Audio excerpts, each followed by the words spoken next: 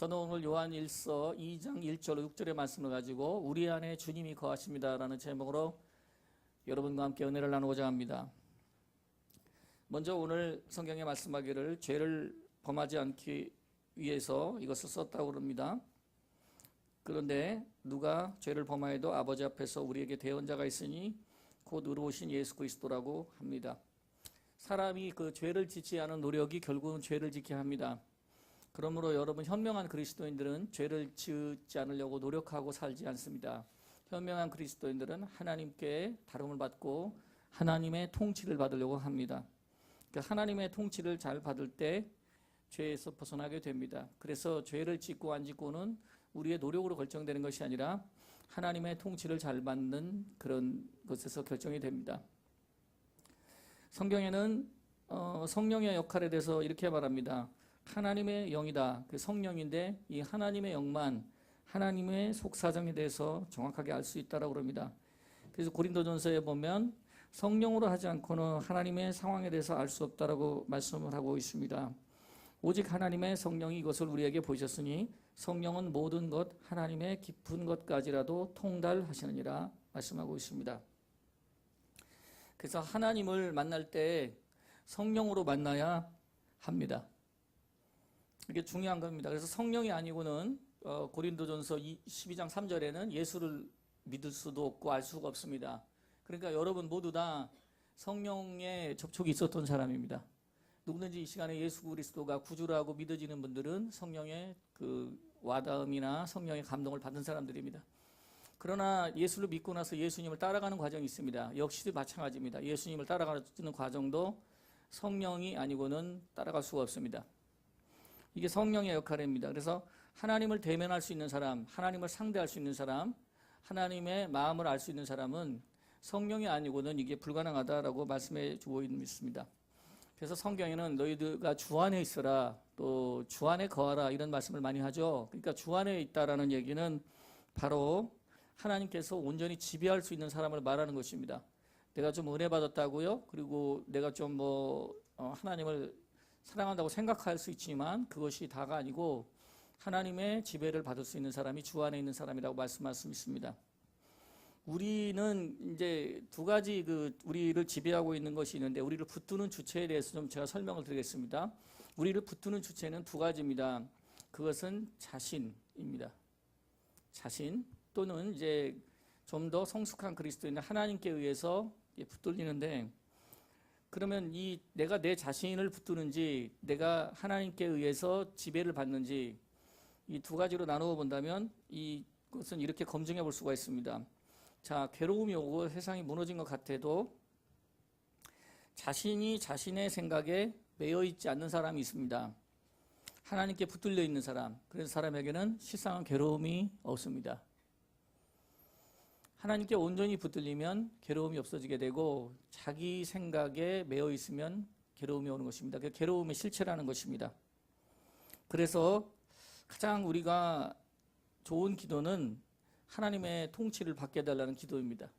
하나님의 통치가 내 안에 있게 해주십시오라는 겁니다. 그래서 우리 마음 안에서 일어나는 그 번민에 대한 두 가지 반응에 대해서도 말씀드리겠습니다.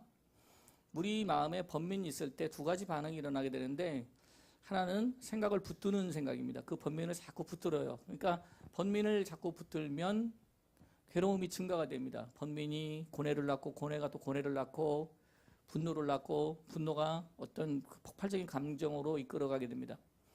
그러나 하나님의 성령의 감동을 받고 또 십자가 중심을 잘 깨달은 사람은 그 생각을 놓을 줄 알죠. 그래서 이 차이입니다. 생각을 붙든다, 생각을 놓는다, 이거 차이입니다. 하나님의 통치를 받는 사람들은 대개 생각을 붙드는 것을 빨리 중지합니다. 그 생각을 내려놓죠. 왜 그렇습니까? 하나님께 통치를 받는 사람이기 때문에 나는 모든 것을 주님 손에 올려두었습니다. 또 주님께 맡겼습니다. 이렇게 맡기고 사는 원리를 잘 알고 있다 합니다. 그래서 베드로전서 5장 7절에는 너희 염려를 주께 맡겨버리라.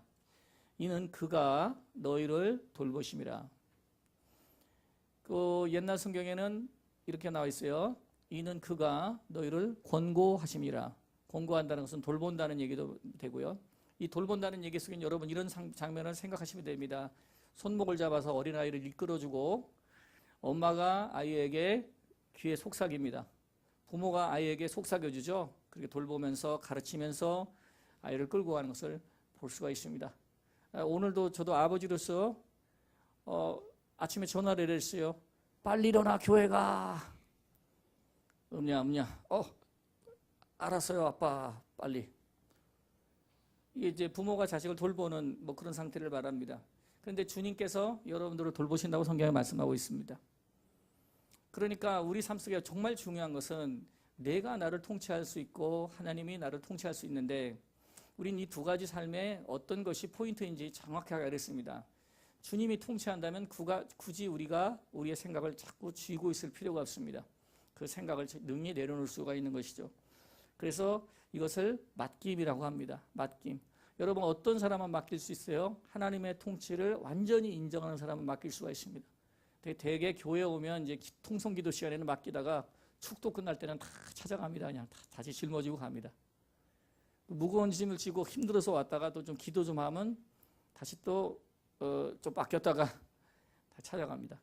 그러니까 뭐냐면 은혜가 잠깐 머무르는 사람들은 하나님의 통치가 잠깐 있지만 다시 가서 자기가 통치를 하게 되니 마음에 번민이 오고 고통이 오고 괴로움이 오게 되는 것입니다. 여러분 죄를 다루는 원리도 똑같습니다. 우리 안에 무한한 상처가 오죠. 근데 이 상처 때문에 사람이 또 죄를 짓습니다. 상처받으니까 살인을 하는 거예요. 가인이 아벨을 살인한 이유는 무엇입니까? 상처받았잖아요. 상처받았는데 화가 나니까 그 감정을 주체 못한 거죠. 그는 그 동생에 대한 생각을 그냥 계속 쥐고 있었던 겁니다. 그런데 여러분 하나님의 통치를 믿으면 그걸 내려놓을 수 있어야 돼요. 탁 놓을 수 있어야 됩니다. 그게 참 유용한 선택인데 내가 쥐면 심판과 정죄에 이르게 되지만 주님께 맡겨놓으면 어떻게 되죠? 주님께 맡겨놓으면 주님이 하시는 겁니다. 그래서 주께서 말씀하기를 로마서에 말씀하기를 내 원수가 줄이거든 먹게 하고 내 원수가 목마르거든 마시게 하라. 그래 한즉 하나님의 심판의 숯불을 그 원수의 머리에다 놓게 되는 결과가 된다 이 말이에요. 그리고 원수 갚는 것이 나에게 있어요? 주님에게 있어요? 그러니까 주님에게 있으니까 내가 갚을 것이다. 내게 맡겨라. 이게 맡김이라는 겁니다. 여러분 상처도 맡겨야 됩니다. 근심도 맡겨야 됩니다. 분노도 맡겨야 돼요. 우리는 왜냐하면 하나님의 통치를 받는 삶을 정말 신뢰하고 믿기 때문입니다. 왜 하나님의 통치를 신뢰할 수 있습니까? 하나님은 믿을 만한 지도자예요. 하나님은 믿을 만한 인도자예요. 하나님은 실수가 없는 인도자이십니다. 그분은 선하시고 그분은 지혜로우시고 그분은 알파와 오메가 되시고 모든 것을 알고 계시기 때문에 나는 그 하나님의 사랑을 신뢰해서 나의 인생의 모든 통치를 하나님께 맡기기로 결심했다라가 바로 거듭난 사람이요 성령을 따라가는 사람의 열매라고 할 수가 있습니다. 그런데 사람들이 그렇게 하지 못합니다. 그래서 자신의 통치 체계가 바뀐다라는 것은 이미 하나님의 역사가 임박했다라는 걸 말해요. 내 마음의 통치 체계가 완전히 바뀌면 그러면 마음속에 부하가 일어나지 않습니다. 갈등이 일어나지 않습니다. 이 통치 체계가 서로 팽팽할 때 그 상태를 성경에 말하는데 이것이 바로 갈등이라 그래요. 뭐냐면 성령의 소욕과 육체의 소욕이 갈등한다라는 것입니다. 성령의 소욕과 육체의 소욕이 갈등함으로 너희 원하는 것을 하지 못하게 된다. 근데 이게 보면은 우리가 원하는 것에 하나님의 뜻이 담겨서 이 원하는 것대로 된다는 얘기는 모든 일이 형통하게 된다는 것을 말합니다. 그래서 사실 형통을 부르는 원칙은 성령의 9가지 열매라고 할 수가 있어요. 갈라디아서 5장 22절에 나오는 사랑과 희락과 화평과 오래 참음과 자비와 양성과 충성과 온유와 절제니 이와 같은 것을 금지할 법이 없느니라. 할렐루야. 그것만 있다면 할 수가 있습니다. 그러나 많은 사람들이 또 착각합니다. 노력해야지. 사랑의 열매를 맺어야 돼. 그래서 회초리를 꺼내둡니다. 회초리를 꺼내놓고 왜 사랑의 열매를 못 맺었어? 그럼 이게 또 율법이 되는 거예요. 그렇게 하는 것이 아니라 하나님의 통치를 바라고 기다려야 됩니다. 저는 참 그런 기도를 종종 합니다. 마음이 답답하고 그러면 괴로움이 왔으면 이거 내가 또 생각을 쥐고 있구나. 놓아달라고 그럽니다. 이 생각을 놓게 달라고 하는데 잘 그게 된다 안 된다? 잘 안 됩니다. 여러 번 해야 돼요. 잘 안 돼. 그게 잘 되면은 제가 여기 안 있었죠. 성자가 됐겠죠. 지금은 성자를 부러워하는 사람이 됐어요. 선지자를 부러워하는 사람이 있지만 그렇게 안 되는 게 현실입니다. 그런데 마음을 놓고 때로는 누워서 주님 저를 통치해 주십시오. 아직도 제가 통치하고 있습니다. 저는 저의 자아로 통치하지 말게 하시고 하나님의 통치가 온전히 이루어지게 하여 주십시오. 그리고 맡깁니다. 그래서 몇 번이고 반복적으로 기도하면 갑자기 성령이 그냥 찌릿찌릿하게 그냥 내 마음에 탁 강림하셔가지고 새로운 생각이 마음에 들어와요. 갑자기 그냥 마음에 있는 게 싹 풀리고 그러고 나서 잠이 들면 꿈을 꿔서 이렇게 그냥 하나님께서 인도하세요. 또로는 그렇게 마음을 먹었는데 그런 적이 많습니다. 오후쯤 돼서 문제가 풀리고 옛날에는 큰일 있다고 봤는데 큰일 났다고 생각했는데 작은 일 났더라고. 작은 일. 그리고 모든 일이 유익되게 하는 것을 참 많이 경험을 했어요. 그래서 오늘도 사실 몇 번이고 반복했습니다. 하나님이여 나의 자아로 나를 통치하지 말게 하시고 아버지의 통치받기를 바랍니다. 그리고 생각을 내가 쥐고 있는 건 뭔가 놓고 있는 건 뭔가. 근데 여러분 이 놓는 것도 자꾸 익숙해지면 그게 쉬워집니다. 어렸을 때 자전거를 배우는데 탁 타자마자 잘 탔을까요? 아니면 연신 넘어졌을까요? 연신 넘어졌죠. 저는 자전거를 좀 늦게 배웠습니다. 고등학교 1학년 때 배웠어요. 배웠는데 그냥 처음에 타자마자 그냥 세탁소를 들이받아가지고 뚫고 들어갔어요. 그냥 할렐루야. 자전거가 그 당시 2만 원 주고 산 것 같은데 유리창값 4만 원 물어줬어요. 딱 아저씨가 대림질하는데 그 앞으로 깨고 들어갔어요. 익숙하지 않아서 그렇습니다. 영적인 연습도 똑같습니다. 여러분 그러나 여러분의 생각을 쥐지 말고 놓아야 되겠다는데 여러분 집중하셔야 됩니다. 그래야지 여러분 안에 성령께서 마음껏 통치하시길 그리고 마음껏 여러분들의 자유를 주십니다. 오 주여 오셔서 저를 다스려 주시옵소서. 그리고 마음껏 통치하시옵소서. 그리고 당신이 내 생활 가운데서 임재하신다는 것을 드러나게 하여 주시옵소서. 그리고 좀 기다립니다. 그리고 마음 편히 누워서 묵상하고 하나님의 통치를 바라면 성령이 또 찌릿찌릿찌릿하게 마음에 그냥 오세요. 그렇게 마음이 뜨거워지기도 하고 어떨 때는 그냥 박하산타가 한 주먹 넣은 것처럼 마음이 그냥 개운해집니다. 다 괜찮다. 다 잘된 일이다. 또한 잘 될 것이다. 이런 마음의 평강이 어느덧 찾아오게 되니까 백전백승 축복중만 만사형통 일어나게 되는 거예요. 이 내 안에 통치체계가 받게 되니까 하나님을 상대할 수 있는 사람이 되고 하나님의 음성을 들을 수 있는 사람이 되고 주의 하시는 말씀들이 내가 들려오기 시작합니다. 성경의 말씀이 이렇게 들려야 되는데 여러분 성경을 많이 안다고 해도 하나님의 말씀이 안 들리는 사람들이 많습니다. 왜냐하면 통치체계가 바뀌지 않은 상태에서 성경만 지식만 붙들었기 때문입니다. 성경을 참 많이 아는 분도 만났어요. 이 구절을 목사님이 난 1700구절을 외우는데 저한테 상담 왔어요. 나는 이렇게 성경을 많이 하고 또 지식으로 충만하면 목회가 될 줄 알았는데 정말 이렇게 안 되고 어려운데 저에게 도움을 요청하더라고요. 저는 그때 이 말씀을 드렸어요. 하나님의 통치를 받고 살아가야 됩니다. 누구든지. 예수 믿는 것 성령이 아니면 안 된다고 하지 않았습니까? 성령이 여러분들을 다스렸어요. 성령이 여러분들에게 오셨어요. 그래서 여러분들이 예수님의 이제 자녀가 된 것입니다. 그리스도를 구주로 믿고 자녀가 된 것인데 그 다음에 우리가 사는 방법은 성령을 따라가지 않습니다. 여전히 자아로 통치하고 자기로 지배하고 있으니까 어려운 것입니다. 그래서 사랑하는 여러분, 하나님이 통치해야 여러분들이 할 수 없는 일을 할 수가 있습니다. 성령이 오시니 성령은 성경에 말하기를 그는 자유로 말하지 않으신다고 그럽니다. 참 놀랍고 신비로우십니다. 여러분 예수님도 나는 내 뜻대로 말하려 하지 않는다. 나는 오직 듣는 대로 말한다. 아버지께 듣는 대로 나는 심판한다. 그러니까 나의 심판은 의로우니라. 성령은 말씀하기를 저는 자유로 말하지 않으시고 오직 듣는 대로 말하시며 장래일을 너희에게 알리시리라고 말씀하고 있습니다. 생각해보면 예수님은 얼마나 겸손하신 분인가. 그는 하나님이시면서도 자기를 비워 인간의 모습으로 오셨고 늘 들으시면서 살겠다는 거죠. 또한 성령도 또한 굉장히 겸손하신 영이다. 성령의 형상을 우리가 뭐라고 표현할 수 없습니다만은 성령은 참 겸손하신 영이라고 생각을 합니다. 왜냐하면 성령도 하나님과 이렇게 딱 하나 된 영인데 굳이 그렇게 들으시게 했습니까? 근데 성령도 하나님 아버지의 통치를 받는 자세로 자유로 말하지 않으시고 오직 듣는 것을 말하시며 장래일을 알리시리라 이렇게 말씀하고 있습니다. 생각해보면 성령이 오시면 우리들에게 말할 수 없는 축복입니다. 너무나 더럽고 누추한 곳에 오셔가지고 성령께서 계시다는 것입니다. 여러분의 마음에, 우리들의 몸과 마음에 와 계시다는 사실입니다. 우리 마음과 이런 영혼, 육체 모든 것이 부패했습니다. 모든 것이 썩어 있습니다.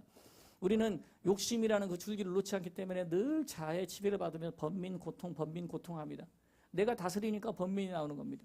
그러나 여러분, 성령은 이렇게 더러운 곳에 오셔서도 계속해서 일하시고 인내로서 저와 여러분들을 기다려주시고 7번씩 70번도 용서하시며 그리스도의 사랑과 자비를 나타내시는 분인 것입니다. 그분은 바로 예수님과 동일한 분입니다. 할렐루야. 그러니 얼마나 감사한 것입니까?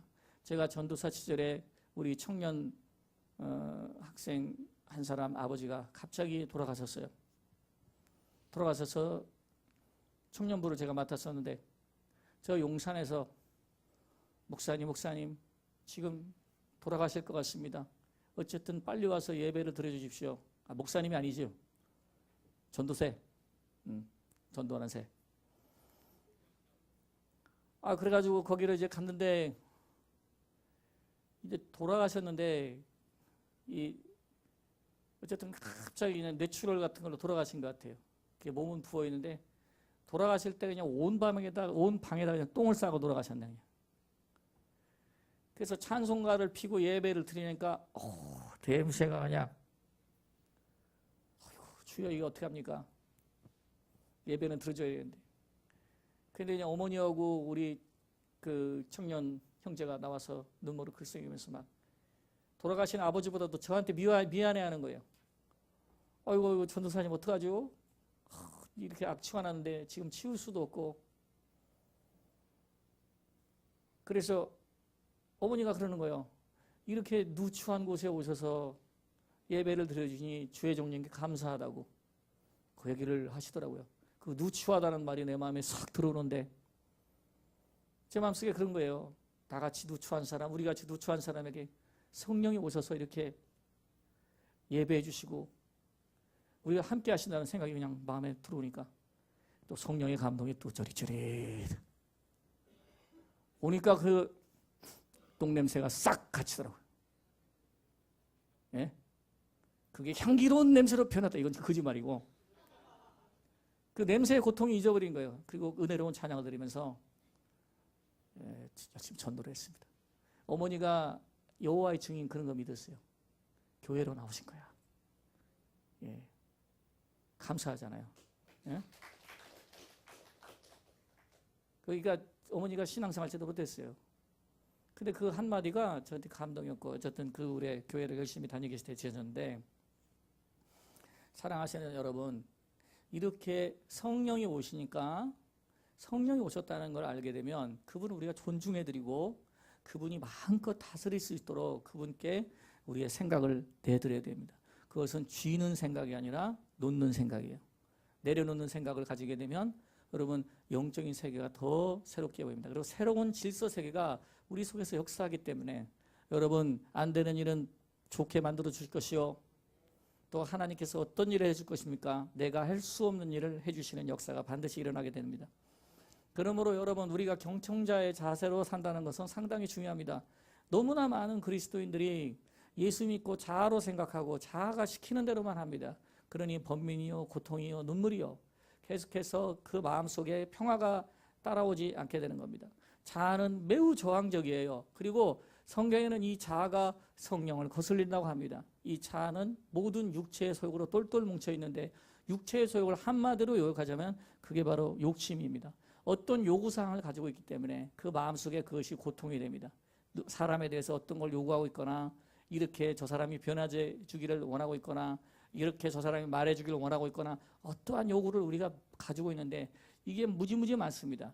그래서 이런 요구사항이 많을수록 내 자아의 통치가 굉장히 강한 사람입니다. 그러나 자아의 통치를 예수님 앞에 못 박은 사람, 십자가에 못 박은 사람은 이 자아의 통치를 딱 내려놓습니다. 이 자아의 통치에 대해서 성경은 이렇게 말씀하고 있어요. 내가 그리스도와 함께 십자가에 못 박였나니 그런즉 이제 내가 산 것이 아니요 오직 내 안에 그리스도께서 사신 것이라. 자, 한번 따라 해봅시다. 그런즉 이제 내가 산 것이 아니요 그리스도께서 사신 것이라.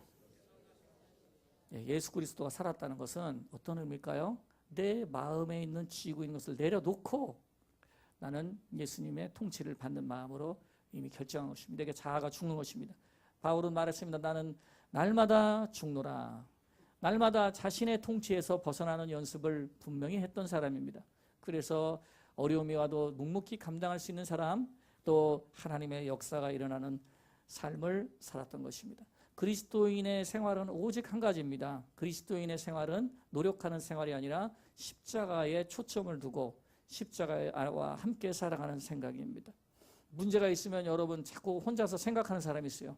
그런데 눈을 감고 혼자서 골똘히 생각하는 사람이 있고, 또 지혜로운 사람이 있는데 책을 읽는 사람이에요. 성경을 보고 책을 읽거나 독서를 하거나 아니면 계속 조언자의 말을 듣거나 설교를 계속 듣는 사람입니다. 그 조이스 바이어의 그 책을 보니까 그렇게 나와 있어요. 조이스 바이어의 목사님 보면 나는 문제가 생겼다. 나는 하나님의 뜻을 알 수 없었다. 내 마음에 번민과 고통이 생겼다. 그래서 하루 종일 성경을 들었다고 합니다. 그래서 막 앞으로 갔다 뒤로 갔다 도대체 이런 상황에서 나에게 주신 말씀이 무엇일까 하다가 말씀을 발견하게 된 거예요. 말씀을 발견하게 되고 자유를 얻었다고 합니다. 참 이걸 보면은요, 문제가 생기면 자꾸 이공리 저공리 하니까 부정적인 생각이 자꾸 증가되고 미움이 증가되고 마음속에 여러 가지 시나리오가 막 들어오게 되니까 인간의 계획과 인간의 수단과 방법이 막 작동합니다. 자아라는 것은 욕심도 많지만은 욕심을 따라가는 존재지만 자아라는 것은 굉장히 악해요. 그래서 악한 깨를 많이 냅니다. 그게 자아입니다. 하와가 아담을 꼬실 때 보세요. 악한 깨를 내잖아요. 그렇게 에덴 동산에서 뻘거벗고 순진하게 자란 것 같아도 그 순간에 그렇게 악해집니다. 가인과 아벨 사건을 보면은 그렇게 악해져요. 돌로 쳐 죽이는 것을 학습하지도 않았습니다. 그럼에도 불구하고 이 자아는 그런 악한 깨를 내는 것입니다. 그래서 지혜로운 사람은 책을 봅니다. 성경을 읽고 묵상합니다. 자기 생각을 내려놓고 성경을 묵상하면서 하나님의 말씀에 유념하고 주의하려고 합니다. 이게 바로 말씀을 지키는 자예요. 오늘 성경에 보시면 그런 얘기가 나옵니다. 말씀에 유념하고 말씀을 지킨다. 우리가 그의 계명을 지키면 이로써 우리가 그를 아는 줄 알 것이요 그를 아노나하고 그의 계명을 지키지 않은 자는 거짓말하는 자니 진리가 그 속에 있지 아니하리라. 누구든지 그 말씀을 지키는 자는 하나님의 사랑이 참으로 그 속에서 온전하게 되었나니. 아멘. 자 보세요. 그러니까 여기서 계명을 지킨다니까 이거를 또 윤리적으로 생각해서 노력해서 계명을 지키라고 설교를 하면 절대 여러분 이건 기독교 교리가 아닙니다. 계명을 지키는 것은 여러분들이 철저히 여러분 생각을 내려놓고 예수님의 통치를 받아야 가능한 일입니다. 그래서 성경에 말하지 않습니까? 너희가 나를 떠나서는 아무것도 할 수 없느니라. 여러분 우리가 예수님 떠나서 아무것도 할 수 없고 성령을 떠나서는 아무것도 할 수 없다는 사실을 굳게 믿으시기를 바랍니다. 우리는 육적으로 노력하는 것이라 오직 하나님을 인정하고 하나님의 통치를 날마다 사모하는 사람이 되어야 됩니다. 이게 바로 예수 그리스도의 십자가 그 한 가지에 초점을 두고 사는 삶입니다. 초대교회는 굉장히 반대자들과 박해자들이 많았습니다. 초대교회는 위협과 핍박과 순교와 피 흘림이 가득했습니다. 그럼에도 불구하고 나중에 반대자들과 박해자들이 예수님께로 돌아옵니다. 그리고 주변의 사람들이 초대교인을 두려워했다고 합니다.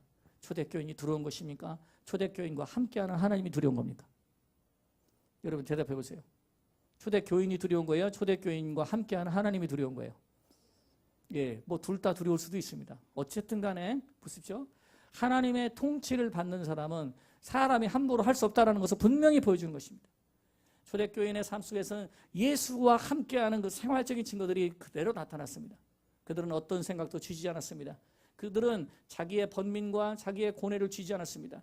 그들은 하나님께 살고 죽는 것을 다 맡겼고 하나님의 성령을 인정하고 환영하고 통치를 받아들이기 시작함부터 그들에게는 하나님의 권능이 역사했던 것입니다. 믿는 사람들이 더해지고 주의 권능의 손길이 역사하고 병자는 일어나고 하늘나라가 전파되는 위대한 역사가 일어났으니 그들은 세계적인 그리스도인입니다.